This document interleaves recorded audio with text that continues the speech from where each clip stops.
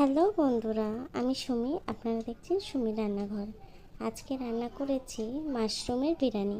আপনারা এই রেসিপিটা অবশ্যই ট্রাই করবেন আর ফুল ভিডিওটা দেখার অনুরোধ রইল।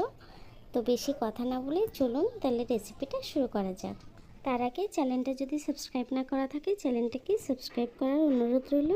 আর ভিডিওটা ভালো লেগে থাকলে ভিডিওটা লাইক দিয়ে দেবেন। চলুন তাহলে রান্নাটা শুরু করা যাক। দেখুন বন্ধুরা, কী কী লাগছে সেগুলো দেখে নিন। আমি 650 চাল নিয়েছি, বিরিয়ানি করা চাল নিয়েছি। 15 মিনিট আগে চালটাকে ধুয়ে ভিজিয়ে দিয়েছি। আর নিয়েছি 400 গ্রাম মাশরুম। 400 গ্রাম মাশরুম নিয়েছি, সুন্দর করে ধুয়ে নিয়েছি। আর কী কী লাগছে আসুন দেখে নিন। দেখুন মশলার মধ্যে নিয়েছি তেজপাতা নিয়েছি 4টে, দারচিনি, এলাচ, লবঙ্গ আর পেঁয়াজ কুচি নিয়েছি, আদা রসুন পেস্ট করে নিয়েছি, আর টমেটো কেটে নিয়েছি। আর পেঁয়াজের ব্রেস্তা ভেজে নিয়েছি। এটা যখন বিরিয়ানিটা দম দেবো তখন লাগবে। তো চলুন দেখুন বন্ধুরা, আমার মাশরুমগুলো কিন্তু কাটা হয়ে গেছে। আমি আগে থেকে সুন্দর করে ধুয়ে নিয়েছিলাম। দেখুন আমার মাশরুমগুলো কাটা হয়ে গেছে। চলুন তাহলে রান্নাটা শুরু করা যাক। আমি একটা ডেস্কে বসিয়ে নিচ্ছি। আমি ডেস্কেতেই রাইসটা রান্না করব। জল দিয়ে দেবো। জলটা একটু বেশি দিতে হবে।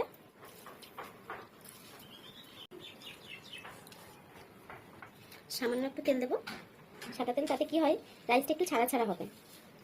দিয়ে দেবো 2-3টে লবঙ্গ আর এলাচ, বড় 2 টুকরো দারচিনি, দিয়ে দেবো 2টো তেজপাতা, দিয়ে দেবো সামান্য একটু নুন। দেখুন বন্ধুরা, রাইসটা কিন্তু হয়ে গেছে। 10 থেকে 12 মিনিট আমি রান্না করে নিয়েছি। এখন রাইসটাকে নামিয়ে নেবো। রাইসটাকে নামিয়ে জল ঝরিয়ে নেবো। দেখুন বন্ধুরা, আমি ওই কড়াইটাই বসিয়ে নিয়েছি যে তেলে আমি বেরেস্তা ভেজেছি। পেঁয়াজের বেরেস্তা যে তেলে ভেজেছি ওই কড়াইটা বসিয়ে নিয়েছি। তেলটা আমি একটু কমিয়ে নিয়েছি। তেলটা অনেকটাই ছিল, তার জন্য তেলটা একটু কমিয়ে নিয়েছি। দেখুন বন্ধুরা, তেলটা গরম হয়ে গেছে। 2 টুকরো দারচিনি দিয়ে দিলাম, 4টে এলাচ, 4টে লবঙ্গ দিয়ে দিলাম, 2টো তেজপাতা দিয়ে দিলাম, কুচিয়ে রাখা পেঁয়াজ দিয়ে দেবো। পেঁয়াজগুলোকে হালকা করে ভেজে নেবো। পেঁয়াজটা হালকা ভাজা হয়ে গেছে। এখন দিয়ে দেবো আদা রসুনের পেস্ট। কাঁচা গন্ধটা যতক্ষণ না যাচ্ছে ততক্ষণ একটু রান্না করে নেবো। পেঁয়াজ রসুনের কাঁচা গন্ধটা চলে গেছে। এখন দিয়ে দেবো টমেটো, কেটে রাখা টমেটোগুলো দিয়ে দেবো। সামান্য একটু নুন দিয়ে দেবো ওপর থেকে, যাতে টমেটো তাড়াতাড়ি গলে যায়। নুন দিলে কিন্তু টমেটোগুলো গলে যায় খুব তাড়াতাড়ি। টমেটোটা যতক্ষণ নরম না হচ্ছে ততক্ষণ কষিয়ে নেবো একটু। টমেটোটা কিন্তু নরম হয়ে গেছে। এখন গুঁড়ো মশলাগুলো অ্যাড করবো। দিয়ে দেবো 1 চামচ ধনে গুঁড়ো, দিয়ে দেবো জিরের গুঁড়ো 2 চামচ, দিয়ে দেবো হলুদ গুঁড়ো, দিয়ে দেবো কাশ্মীরি লঙ্কার গুঁড়ো 2 চামচ, দিয়ে দেবো স্বাদ মতো নুন,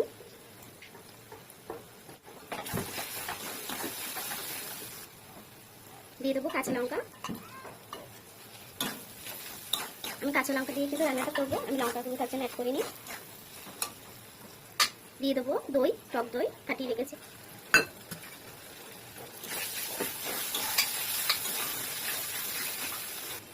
দেখুন বন্ধুরা, মশলাটা কিন্তু খুব ভালোভাবে কষানো হয়ে গেছে, তেল ছেড়ে দিয়েছে।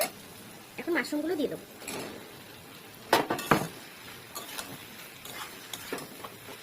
মাশরুমটা কষানো হয়ে গেছে। এখন আমি আলুটা দিতে ভুলে গেছিলাম, আলুটা অ্যাড করবো। আপনারা চাইলে আলু ছাড়াও কিন্তু করতে পারেন। আলুগুলোকেও দিয়ে দেবো মাশরুমের ভিতরে, দিয়ে কষিয়ে নেবো ভালো করে। দেখুন বন্ধুরা, আলুর সাথে আমি মাশরুমটা কিন্তু খুব সুন্দর করে কষিয়ে নিয়েছি সময় নিয়ে। এখন সামান্য একটু গরম জল দিয়ে দেবো। জলটা কিন্তু বেশি দেওয়া যাবে না, যেহেতু আমরা এটা মাখা মাখা করে রান্না করবো। শুকনো শুকনো করে একটু রান্না করে নেব। দেখুন বন্ধুরা, তরকারিটা কিন্তু প্রায় হয়ে এসেছে। এখন সামান্য একটু বিরিয়ানি মশলা দিয়ে দেবো উপর থেকে ছড়িয়ে।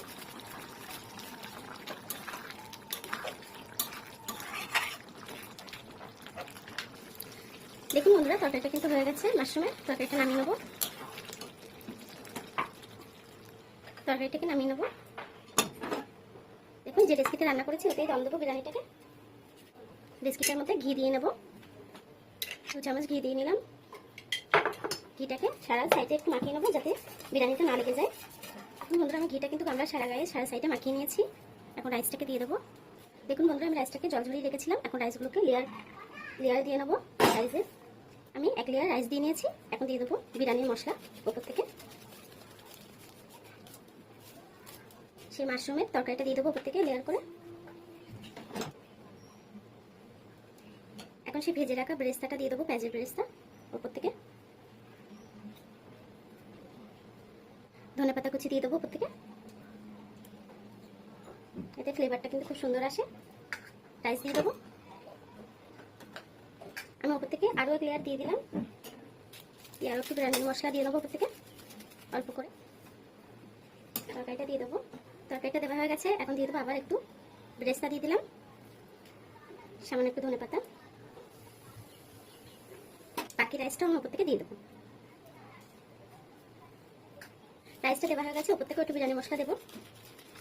আমি কিন্তু মশলাটা অল্প অল্প করে ব্যবহার করছি, যেহেতু বাড়িতে ছোটো বাচ্চারা খাবে। আপনারা চাইলে ওপর থেকে বেরেস্তা দিয়ে দেবো, ধনেপাতাও দিয়ে দেবো ওপর থেকে।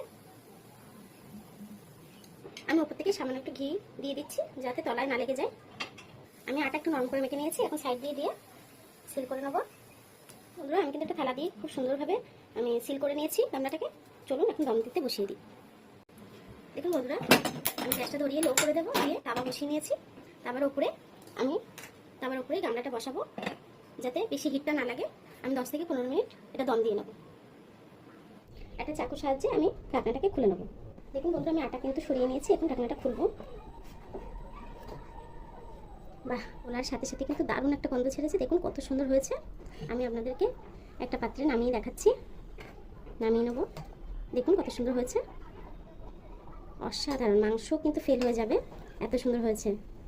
আপনারা যারা মাছ মাংস পছন্দ করেন না, এইভাবেই কিন্তু বিরিয়ানি করে খেতে পারেন, মাশরুমের বিরিয়ানি। দেখুন কত সুন্দর লোভনীয় হয়েছে।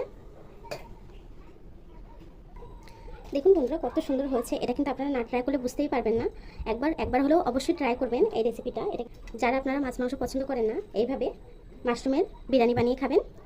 আমার এই ভিডিওটা কেমন হয়েছে আমার কমেন্ট বক্সে জানাবেন। আর ভিডিওটা যদি ভালো লেগে থাকে চ্যানেলটাকে সাবস্ক্রাইব করে ভিডিওটা লাইক দিয়ে দেবেন।